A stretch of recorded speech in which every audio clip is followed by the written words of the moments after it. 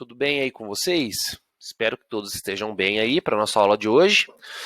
E o conteúdo de hoje nós estaremos abordando aí. A primeira parte nós falaremos de construtores e a segunda parte aí, para não ficar tão extensa a aula, nós falaremos aí sobre a parte de herança e as classes abstratas, perfeito? Então, pessoal, antes disso, uma revisão aí básica, tá? Falando sobre aquela parte de visibilidade que nós vimos nas aulas anteriores, ok?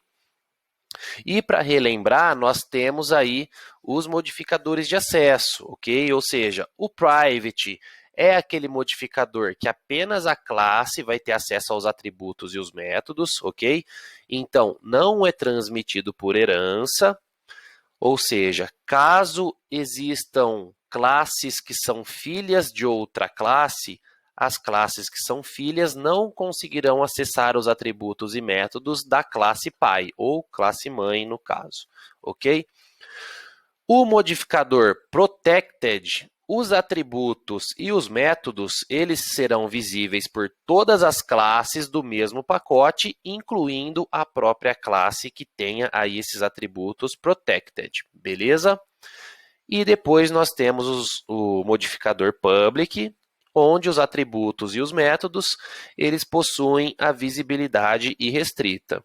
Então, dentro da nossa própria classe, nós temos acesso aos atributos e aos métodos, e também fora da classe, nós temos também acesso aos atributos e aos métodos dessa classe onde estão os atributos ou métodos public.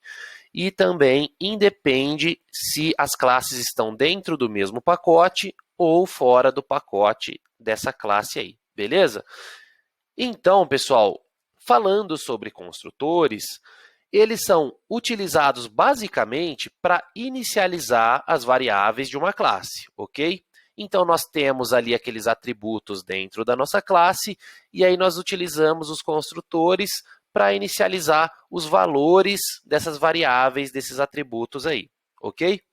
Então, o Java, ele cria automaticamente o construtor padrão da classe, ou seja, se a nossa classe chama pessoa, ele cria um construtor padrão chamado pessoa. Se a nossa classe chama veículo, ele vai criar um construtor padrão chamado veículo, beleza? Então, o Java, ele cria automaticamente esse construtor padrão, e aí, esse construtor padrão, ele não recebe nenhum parâmetro e inicializa as variáveis da classe com os valores padrão, né, os valores padrões aí de cada tipo, como 0 no caso de inteiro, ou null se for uma string, ok?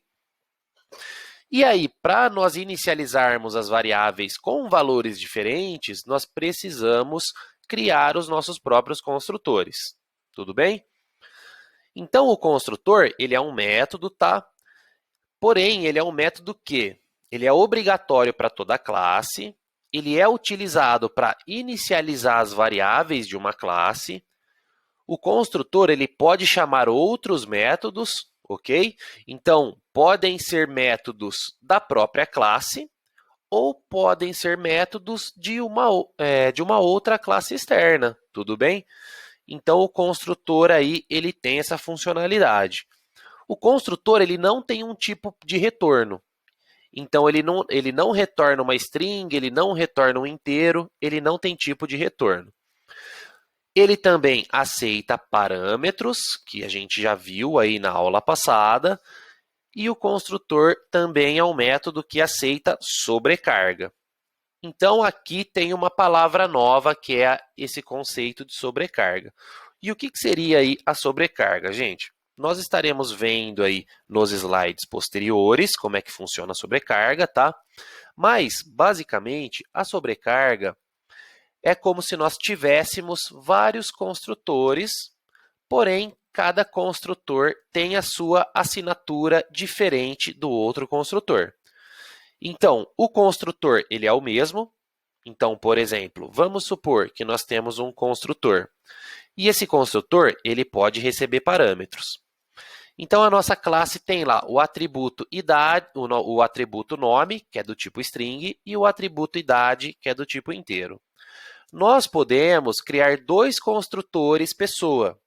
Porém, no primeiro construtor pessoa, nós podemos receber apenas um parâmetro, que é o parâmetro nome.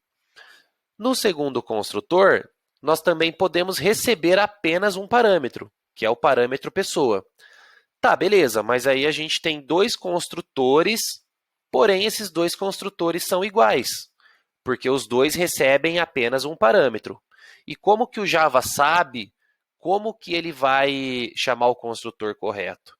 Então, o que acontece por baixo dos panos ali em tempo de execução do nosso programa é o seguinte: vocês perceberam que cada construtor ele recebe um tipo de parâmetro diferente? Então, nós temos um construtor que recebe um parâmetro do tipo string e um outro construtor que recebe um parâmetro do tipo inteiro. Então, na hora que nós chamamos o construtor e passamos o nosso parâmetro, o Java ele consegue identificar em tempo de execução do programa se esse parâmetro que está chegando é do tipo string ou se esse parâmetro que está chegando é do tipo inteiro. Caso for um parâmetro do tipo string, o Java chama o construtor que recebe um parâmetro do tipo string. E se for um parâmetro do tipo inteiro, o Java chama o outro construtor que é do tipo inteiro. Beleza? Então é assim que o Java trabalha. E aí, para inicializar as variáveis com valores diferentes, nós precisamos criar os nossos próprios construtores, ok? Então, aqui a gente tem uma classe pessoa, como exemplo, temos 3 atributos, temos o atributo nome, o atributo idade e o atributo peso. E também temos os métodos aí, os gets e os sets, perfeito? Então aí, quando nós criamos um objeto do tipo pessoa, o que acontece aqui no exemplo, né? Então, dentro do nosso método main aqui no programa principal, nós instanciamos um objeto que é do tipo pessoa, ou seja, P1 é um cara que é do tipo pessoa, e aí nós imprimimos os valores dos atributos existentes dentro do P1, beleza? Então aí, para nós fazermos acesso aos atributos, nós usamos o método get, como nós vimos na aula anterior, perfeito? Então aqui nós imprimimos o nome, a idade e o peso. E na saída do programa, notem que o nome foi impresso como null, a idade impressa como 0 e o peso impresso como 0. Então aqui, como nós não construímos um construtor explícito, o Java ele cria automaticamente por baixo dos panos, de forma implícita, o Java cria esse construtor para nós.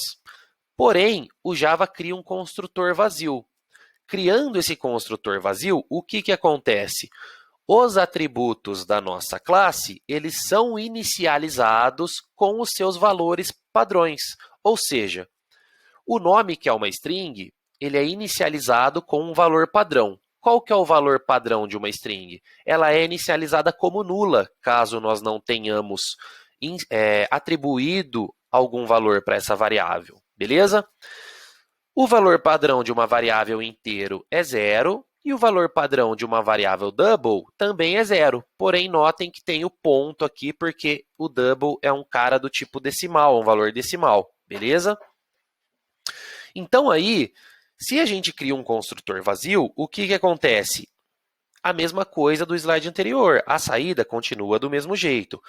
Porém, aqui nós temos uma diferença. Percebam que o nosso construtor aqui, ele está explícito. Ou seja, aqui nós declaramos, nós codificamos o nosso construtor. Caso a gente não tivesse codificado esse construtor aqui, vazio, o Java faria isso para nós implicitamente. Então, o Java declararia esse construtor de forma implícita. Nós não veríamos esse código implementado. Porém, o Java ele faz isso automaticamente quando a gente não deixa esse construtor explícito aí. Então, ele cria esse construtor vazio para nós. Ok?